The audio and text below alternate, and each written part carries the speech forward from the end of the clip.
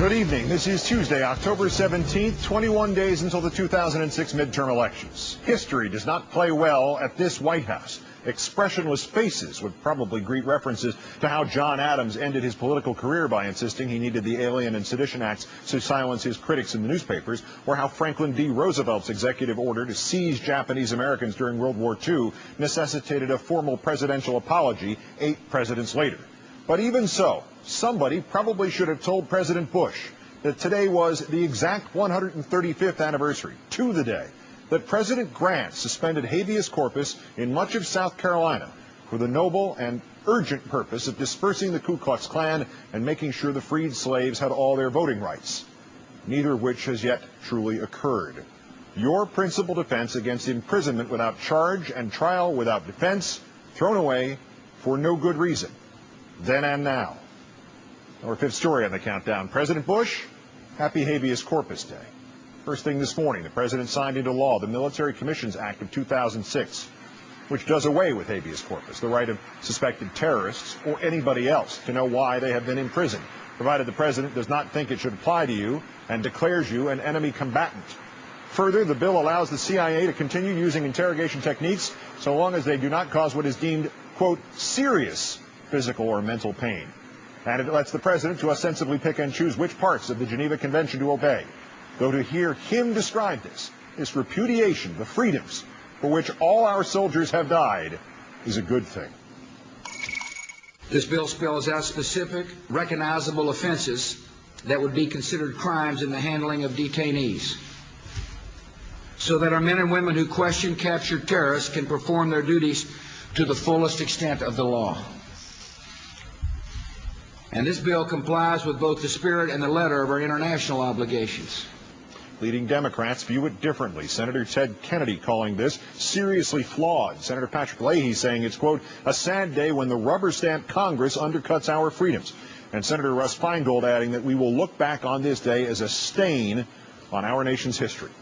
Outside the White House, a handful of individuals protested the law by dressing up as Abu Ghraib abuse victims and terror detainees. Several of them got themselves arrested, though they were apparently quickly released, despite being already dressed for Gitmo. To assess what this law will truly mean for us all, I'm joined by Jonathan Turley, professor of constitutional law at George Washington University. As always, sir, great thanks for your time. Thanks, Keith. I want to start by asking you about a specific part of this act that lists one of the definitions of an unlawful enemy combatant as, quote, a person who, before, on, or after the date of the enactment of the Military Commissions Act of 2006, has been determined to be an unlawful enemy combatant by a combatant status review tribunal or another competent tribunal established under the authority of the President or the Secretary of Defense.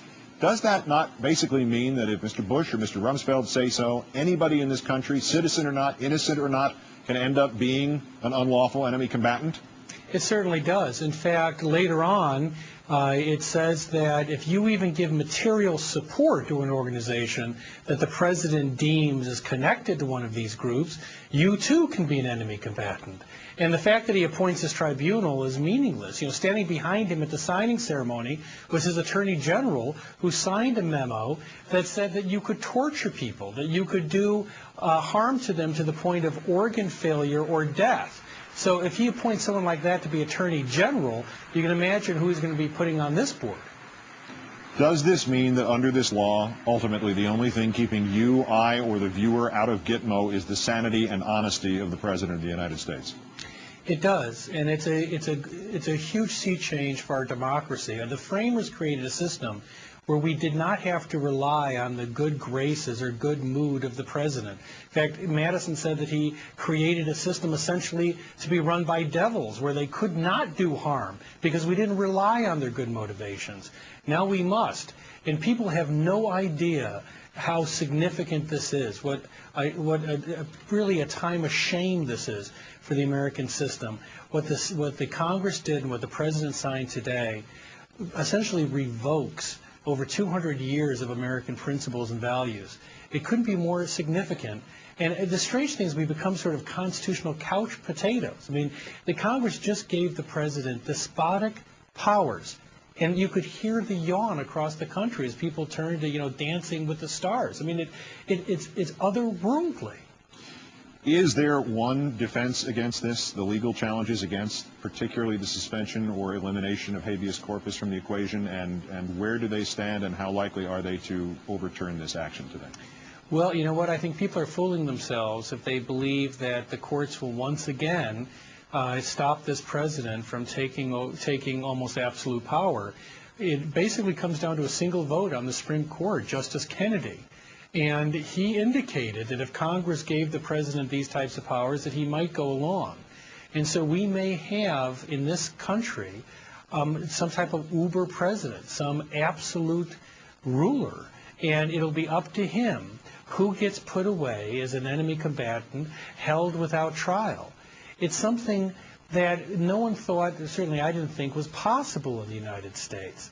And I'm not too sure how we got to this point. But people clearly don't realize what a fundamental change it is about who we are as a country. What happened today changed us, and I'm not too sure we're going to change back anytime soon. And if Justice Kennedy tries to change us back, we can always call him an enemy combatant. The president reiterated today the United States does not torture. Does this law actually guarantee anything like that? That's actually when I turned off my TV, I said, because I couldn't believe it. You know, the United States has engaged in torture, and the whole world community has denounced the views of this administration. Its early views that the president could order torture, could cause injury up to organ failure or death. The administration has already established that it has engaged in things like waterboarding, which is not just torture. We prosecuted people after World War II for waterboarding prisoners. We treated it as a war crime. And my God, what a change of fate, where we are now embracing the very thing that we once prosecuted people for. Who are we now? I know who we were then. But when the president said that we don't torture, that was frankly when I had to turn off my TV set. That same individual fell back on the same argument that he'd used about the war in Iraq to sanction this law. Let me play what he said and then ask you a question about it. Yet with the distance of history, the questions will be narrowed and few. Did this generation of Americans take the threat seriously? And did we do what it takes to defeat that threat? Does he understand the irony of those words when taken out of the context of this particular passage, or of what he perceives as the war against terror, and that, in fact, the threat we may be facing is the threat of President George W. Bush? Well, this is going to go down in history as one of our greatest self-inflicted wounds, and I think you can feel the judgment of history. It won't be kind to President Bush, but frankly, I don't think it'll be kind to the rest of us. I think that history will ask, where were you? What did you do when this thing was signed into law? There were people that protested the Japanese concentration camps. There were people that protested these other acts. But we are strangely silent in this national yawn as our rights evaporate. Well, not to pat ourselves on the back too much, but I think we've done a little bit of what we could have done. And I'll see you at Gitmo. Jonathan Turley, constitutional law professor at George Washington University. As always, greatest thanks for your time, John. Thanks, Keith.